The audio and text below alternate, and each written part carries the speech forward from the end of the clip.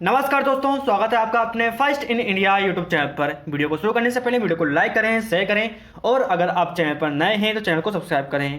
आज हम इस वीडियो के माध्यम से जानेंगे कि भारतीय वायुसेना के पहले भारतीय कमांडर इन चीफ और वायुसेना प्रमुख कौन थे। Air marshal Subroto Mukherjee OBE पहले भारतीय कमांडर इन चीफ CNC थे। साथ ही साथ भारतीय वायुसेना के वायुसेना प्रमुख भी थे। उनका करियर लगभग 3 दशकों तक चला और 1960 में उनके असामयिक निधन तक कई सम्मानों से सम्मानित किया गया। उन्हें भारतीय वायुसेना का पिता कहा गया है। Chief of the army staff, वायुसेना अध्यक्ष। वायुसेना प्रमुख भारतीय वायुसेना के पेशा प्रमुख और कमांडर है। भारतीय वायुसेना के केबलों और संचारों में CAS के रूप में संक्षिप्त किया गया है और हमेशा 1966 के बाद से एक पूर्ण एयर चीफ मार्शल द्वारा आयोजित किया जाता है।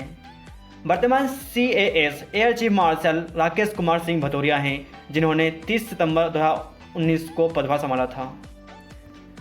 वायुसेना अध्यक्ष का कार्यालय। स्वतंत्रता के समय वायुसेना के प्रमुख को air marshal commanding royal Indian air force के रूप में नामित किया गया था।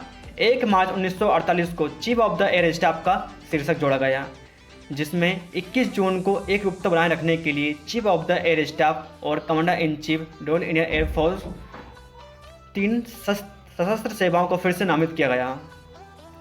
रॉयल पदनाम को हटा दिया गया था जब भारत 26 जनवरी 1950 को एक गणतंत्र बन गया था। इस प्रकार भारतीय वायुसेना प्रमुख और भारतीय वायुसेना के कमांडर इन चीफ IAF के प्रमुख को फिर से नामित किया गया। कमांडर इन चीफ पदनाम में बदलाव। अधिनियम 1955 को भारतीय वायुसेना के प्रमुख को वायुसेना अध्यक्ष के रूप में फिर से नामित किया गया। यह स्थिति 1966 तक एक 3 सितारा रैंक वाले एयर मार्शल के पास थी, जब इस स्थिति को एक एयर चीफ मार्शल के 4 सितारा रैंक में अपग्रेड किया गया था। कार्यालय में नियुक्तियां मंत्रिमंडल की नियुक्ति समिति ACC द्वारा की जाती हैं। CAS कार्यालय में 3 साल या 62 वर्ष की आयु में जो भी पहले हो पर अधिरचना तक पहुंचता है। सुब्रत मुखर्जी का प्रारंभिक जीवन। सुब्रत मुखर्जी का जन्म 5 मार्च 1911 को कोलकाता के एक प्रसिद्ध बंगाली परिवार में हुआ था। उनके पिता सतीश चंद्र मुखर्जी थे, जो भारतीय सिविल सेवा में एक प्रारंभिक भारतीय अधिकारी थे, और उनकी मां चारुलता मुखर्जी एक सामाजिक कार्यकर्ता थी।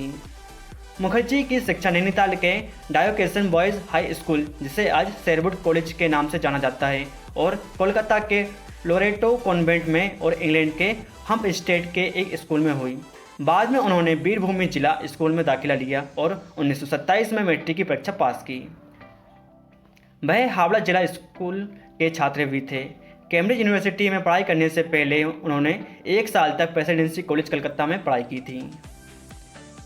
सुब्रत मुखर्जी का मिलिट्री कैरियर। 1928 में भारत सरकार ने रॉयल एयरफोर्स कॉलेज क्रैनवेल में भारतीयों के प्रवेश पर सहमति व्यक्त की।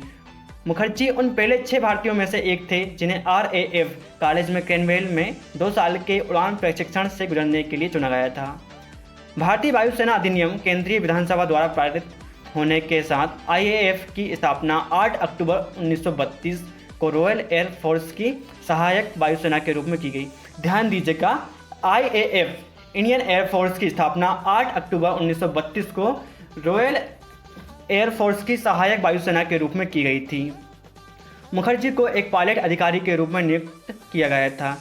क्रैनवेल में अपना प्रशिक्षण पूरा करने के बाद भारतीय पायलट बेल्टशायर के ओल्ड सरम एयरफील्ड में आर्मी कॉर्पोरेशन स्कूल से होकर गुजरे। मुखर्जी ने भारत वापस आने से पहले लगभग 1 साल तक नंबर 1 स्क्वाड्रन RAF के साथ सेवा की। 1 अप्रैल 1933 को फ्लाइट नंबर 1 स्क्वाड्रन IAF का गठन कराची के दिर्ग रोड पर flight lieutenant Cecil Bouchier DFC in command के साथ हुआ। मुखर्जी उन 5 भारतीय पायलटों में से एक थे जिन्होंने उड़ान भरी थी। 15 फरवरी 1934 को मुखर्जी को फ्लाइंग ऑफिसर के पद पर पदोन्नत किया गया। 1936 में पख्तून जनजातियों के नेतृत्व में उत्तर पश्चिम सीमा प्रांत NWFP में विद्रोह भड़क उठा। भारतीय वायुसेना को क्षेत्र के कठोर इलाकों के कारण विद्रोह को रोकने में एक महत्वपूर्ण भूमिका निभाने के लिए मजबूर किया गया था। मुखर्जी को जनरल बेस्ट फ्रंटियर 1936 से 37 और नॉर्थ वेस्ट फ्रंटियर 1937 से 39 क्लेब्स के साथ इंडिया जनरल सर्विस मेडल से सम्मानित किया गया। 15 फरवरी 1939 को उन्हें फ्लाइट लेफ्टिनेंट के पद पर पदोन्नत किया गया। उन्होंने 16 मार्च 1939 को नंबर 1 स्क्वाड्रन की कमान संभाली। स्क्वाड्रन की कमान संभालने वाले पहले भारतीय अधिकारी थे वे।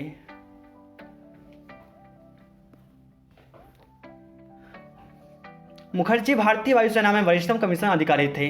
25 अगस्त 1939 को उन्हें स्क्वाड्रन लीडर के अभिनय रैंक में पदोन्नत किया गया था। दिसंबर 1942 में मुखर्जी को NWFP में संचालन के दौरान उनकी विशिष्ट सेवा के लिए प्रशंसा में उल्लेख किया गया था। उन्होंने 28 अगस्त 1943 से दिसंबर 1944 तक RAF स्टेशन कोहाट की कमान संभाली। उस समय वह एक एयरबेस की कमान संभालने वाले पहले भारतीय अधिकारी बने। जून 1945 में उन्हें order of the British Empire OBE से सम्मानित किया गया। 15 मई 1947 को रॉयल इंडियन एयरफोर्स RIAF में वरिष्ठ भारतीय अधिकारी के रूप में मुखर्जी को एयर कमांडर के अभिनय रैंक में पदोन्नत किया गया। वे पहले भारतीय वायु अधिकारी बने। उन्हें वायु मुख्यालय में वायु अधिकारी प्रभारी प्रशासन का उप सहायक नियुक्त किया गया। स्वतंत्रता के बाद 15 अगस्त 1947 को भारत के विभाजन के साथ भारत के डोमिनियन के एक नए वायु मुख्यालय का गठन किया गया था। मुखर्जी को senior air staff officer SASO नियुक्त किया गया। इसके अलावा डिप्टी एयर कमांडर RIAF नियुक्त किया गया।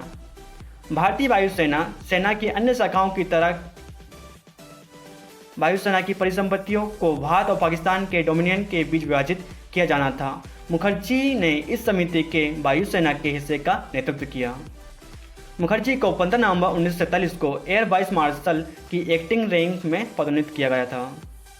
15 मार्च 1948 को मुखर्जी ने एयर स्टाफ और एयर मार्शल कमांडिंग RIAF के कार्यवाहक प्रमुख के रूप में पदभार संभाला, जब एयर मार्शल सर थॉमस अल्महर्स्ट ने प्रतिनियुक्ति पर यूनाइटेड किंगडम चले गए। 1944 से एयर हेडक्वार्टर में उनकी सैन्य सेवा और स्वतंत्र भारत के पहले 3 प्रमुखों के तहत SASO और डिप्टी कमांडर इन चीफ के रूप में कार्य करते हुए उन्हें शीर्ष पद के लिए पूरी तरह से योग्य बनाया। कमांडर इन चीफ 1 अप्रैल 1954 को मुखर्जी ने एयर मार्शल के रैंक के साथ भारतीय वायुसेना के कमांडर इन चीफ के रूप में पदभार संभाला। जब चेंज ऑफ डेजिग्नेशन एक्ट 1955 पारित किया गया तो कमांडर इन चीफ का शीर्षक chief of the air staff CAS द्वारा बदला गया। इस प्रकार मुखर्जी पहले भारतीय कमांडर इन चीफ के साथ साथ भारतीय वायुसेना के वायुसेना प्रमुख भी बने। उसी दिन भारत के राष्ट्रपति राजेंद्र प्रसाद ने अपनी सेवा की मान्यता के लिए भारतीय वायुसेना को रंग प्रदान किए। मुखर्जी ने चीफ ऑफ स्टाफ कमेटी के अध्यक्ष के रूप में पदभार संभाला। वह इतिहास में सबसे लंबे समय तक ऐसे अध्यक्ष रहे जिन्होंने 1960 में अपनी असामयिक मृत्यु तक 5 साल से अधिक समय तक सेवा की। उनके कार्यकाल के दौरान IAF के विमान को ट्रांससोनिक जेट फाइटर्स और बॉम्बर से बदल दिया गया। उनके चौतरफा विस्तार और आधुनिकीकरण देखा गया। सुब्रत मुखर्जी द्वारा प्राप्त किए गए सम्मान: भारतीय स्वतंत्रता पदक 1948, ब्रिटिश साम्राज्य का आदेश 1945, भारत सामान्य सेवा पदक 1939, 1939 से 1945 स्टार पदक, युद्ध पदक, भारतीय सेवा पदक, किंग जॉर्ज 6 राज्याभिषेक पदक, महारानी एलिजाबेथ द्वितीय राज्याभिषेक पदक 1953। सुब्रत मुखर्जी के कुछ फोटोग्राफ्स। आपका बहुत बहुत धन्यवाद वीडियो देखने के लिए। मुझे कमेंट करके बताइए कि आपको वीडियो कैसी लगी, और आप चैनल पर नए हैं तो चैनल को सब्सक्राइब करें, लाइक करें और शेयर करें, और आगे बताइए मुझे कि आप किस टॉपिक पर वीडियो चाहते हैं। धन्यवाद।